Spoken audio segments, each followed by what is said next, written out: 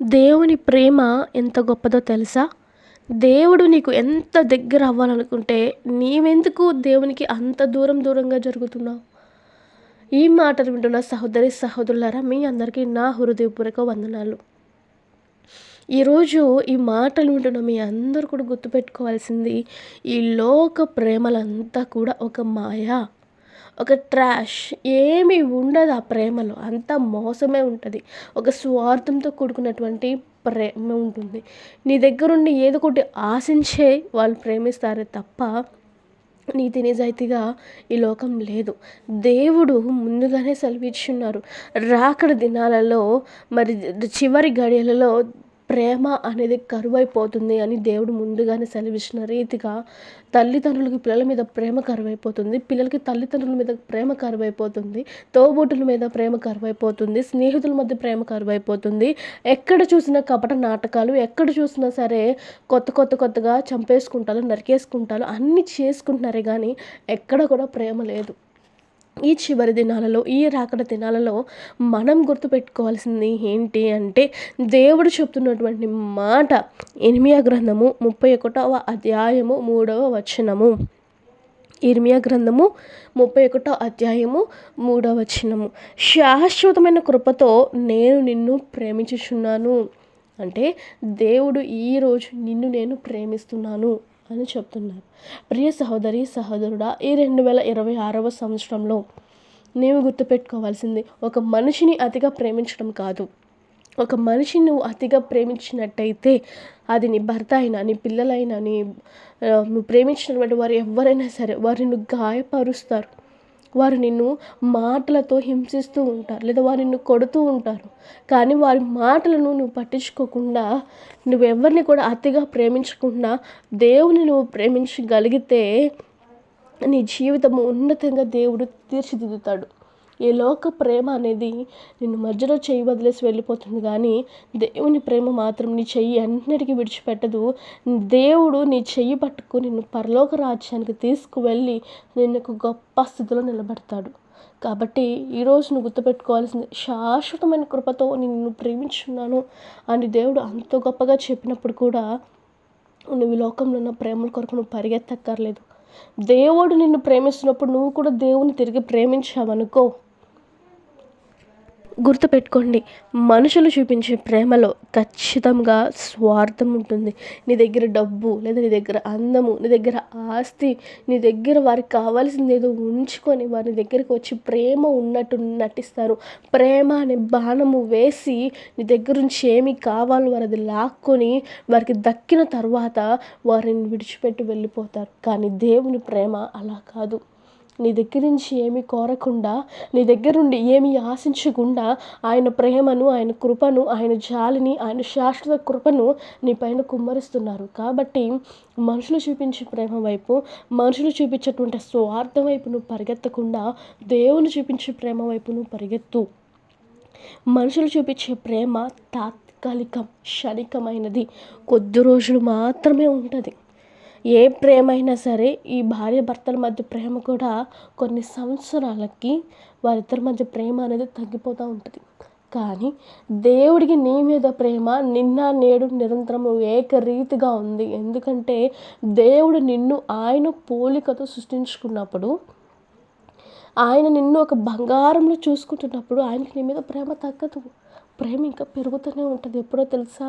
ఈ లోకంలో ఉన్న లోక ఆశలని నువ్వు విడిచిపెట్టి, ఈ లోకం అంతా ఒక మట్టి, ఒక మంచిది కాదు అని నువ్వు దేవుని దగ్గరికి ఎప్పుడైతే వెళతావో, దేవునికి ఇంక ఎంత దగ్గరగా నువ్వు ఉంటావో, అప్పుడు దేవుడు నీకు కావాల్సినవన్నీ నీకు సమస్తము సమకూరుస్తారు. నువ్వు అడగక మునుపే నీకేది కావాలో తెలుసుకొని, దేవుడు నీ హృదయ రహస్యాలను ఎరిగిన దేవుడు కాబట్టి, నీ హృదయంలో ఏదైతే తలుస్తావో ఈలోపే దేవుడు నీకు అన్ని ముందు తీసుకొచ్చి పెడతారు. మనము చెప్పకుండా బయట వాళ్ళు కానీ, నువ్వు ప్రేమించే వాళ్ళు కానీ ఏం చేయలేరు. కానీ దేవుడు నీ మనసులో, ప్రభువా నాకు ఈరోజు ఎలా చేయాలని ఉంది, లేకపోతే నాకు ఇది కావాలి అని నువ్వు అనుకుంటే, నువ్వు దేవుని ప్రేమిస్తున్నావు కాబట్టి నీ ప్రియుడైన యేసయ్య నీ దగ్గరికి అన్నీ తీసుకొచ్చి పెడతాడు. నువ్వు బాధించాల్సిన అవసరం లేదు. ఒక్కటి బాగా గుర్తుపెట్టుకోండి, నిన్నుగా ప్రేమించే వాళ్ళు నీలో లోపాలు ఎత్తి చూపించి వదిలేస్తారు. కానీ దేవుని ప్రేమ నీలో ఉన్న లోపాలని సరిచేసి మంచి వ్యక్తిగా మార్చి మంచి వ్యక్తిత్వం గల మనిషిగా మారుస్తారు.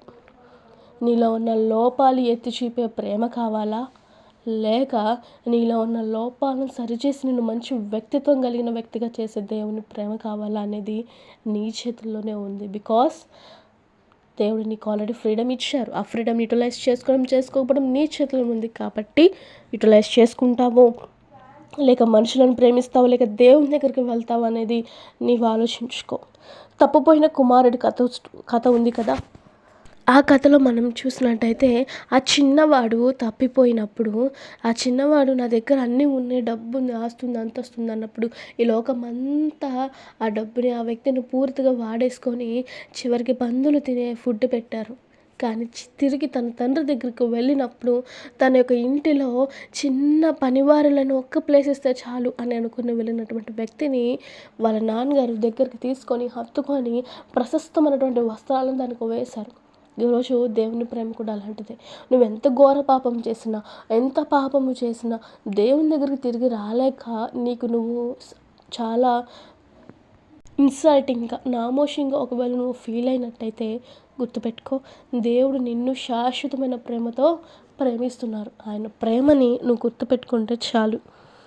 అదేవిధంగా 100 గొర్రెలు ఉన్న ఒక కాపరి ఒక గొర్రె తప్పిపోతే ఏం చేస్తారు? వదిలేస్తాడా? వదలడు. తప్పిపోయిన ఉన్న ఆ 99 గొర్రెలతో పాటు తప్పిపోయిన గొర్రెను వెతికి తెచ్చుకుంటాడు. ఎందుకు? ప్రేమిస్తున్నాడు కాబట్టి. ఈ కోట్ల మంది జనంలో దేవుడు నన్నేం ప్రేమిస్తాడులే అని నువ్వు అనుకోవచ్చు, కానీ దేవుడు నిన్ను కూడా ప్రేమిస్తున్నాడు అన్న విషయం నువ్వు గుర్తుపెట్టుకోవాలి. ఎందుకంటే దేవుడు ప్రేమామయుడు. మనము చూసుకున్నట్లయితే యాకోబు కుమారుడు, ఆదికాండంలో చూసినట్లయితే యాకోబు కుమారుడు యోసేపు. దేవుడు యోసేపుకి ఒక గొప్ప దర్శనాలు అనేది ఇచ్చారు. సో ఆ దర్శనాలు ఇచ్చినప్పుడు, ఆ దర్శనాలు ఇచ్చిన తర్వాత తను ఎన్నో శ్రమలు పడ్డాడు, ఎన్నో ఇబ్బందులు పడ్డాడు, కానీ దేవుని విడిచిపెట్టలేదు. బికాస్ ఆ వ్యక్తి దేవుని ఎంతో ప్రేమించాడు, ఎంతో ఇష్టపడ్డాడు. కాబట్టి దేవుడు ఆ వ్యక్తిని ప్రధానమంత్రిగా చేసి ఒక గొప్ప అనేక ఐగుప్తు దేశానికి మొత్తానికి రాజుగా వాడుకున్నారు. మరి ఈరోజు మన జీవితంలో కూడా మనం గుర్తుపెట్టుకోవాల్సింది, దేవునికి దూరం జరిగితే ఏం రాదు. దేవునికి దగ్గరగా జరిగితే నువ్వేది కావాలనుకున్నావు దేవుడు దాన్ని నీకు అనుగ్రహిస్తారు. కాబట్టి ఈ 2026వ సంవత్సరంలో నీకేది కావాలో, నీకు దేవునికి ముందు నువ్వు దగ్గర దేవుని ప్రేమ నువ్వు తెలుసుకో. ఖచ్చితంగా దేవుడు నీకు కావాల్సిన సమస్తము సమకూర్చి మేలుకరంగా నీకు చేస్తారు. కాబట్టి ఈ లోకంలో నీతో జీవితాంతం ఉంటానని మధ్యలో వదిలేసే ఈ లోక బంధాలు కన్నా యుగాలు నిత్యము నీ దగ్గర ఏమీ ఆశించకుండా ప్రేమించే దేవుని ప్రేమ గొప్పది అని గ్రహించి దేవుని చెంతకు చేరి దేవుని ప్రాధేయపడి ప్రతిరోజు దేవుని సన్నిధిలో మొరపెట్టినప్పుడు, దేవునికి నువ్వు దగ్గర అయినప్పుడు ఆయన ప్రేమ నీపైన కలకాలము నిత్యము ఉంటుంది. అది గ్రహించు. దేవుని ప్రేమకు త్వరగా ఇంకా నువ్వు దగ్గరవ్వు.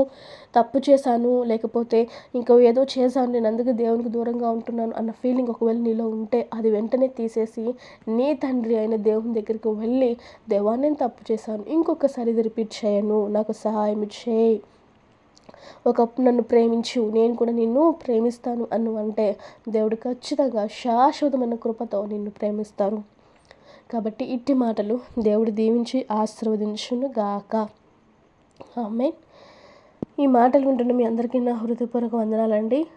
గమనించండి, ఈ యొక్క వీడియోకి లైక్ చేయండి, లేకపోతే సబ్స్క్రైబ్ చేయండి అని చెప్పి నేనైతే ఏమి రిక్వెస్ట్ చేయను. బట్ ఒకటే, ఎవరైతే దేవుని ప్రేమకు దూరం అయిపోయారో, ఎవరైతే దేవుని ప్రేమ గురించి తెలుసుకోవాలనుకుంటున్నారో, లేకపోతే నిజమైన ప్రేమ ఏంటి అని ఎవరైతే తెలుసుకోవాలనుకుంటున్నారో మీ ఫ్రెండ్స్కి, ఫ్యామిలీ మెంబర్స్కి మాత్రము షేర్ చేయమని మాత్రం రిక్వెస్ట్ చేస్తున్నాను. బికాజ్ వాళ్ళు కూడా దేవుని ప్రేమ కోసము నీతి నిజాయితీగా ఉండాలనుకున్నటువంటి వారికి ఇది చాలా ఉపయోగపడుతుంది. కాబట్టి ప్రతి ఒక్కరు కూడా షేర్ చేయండి.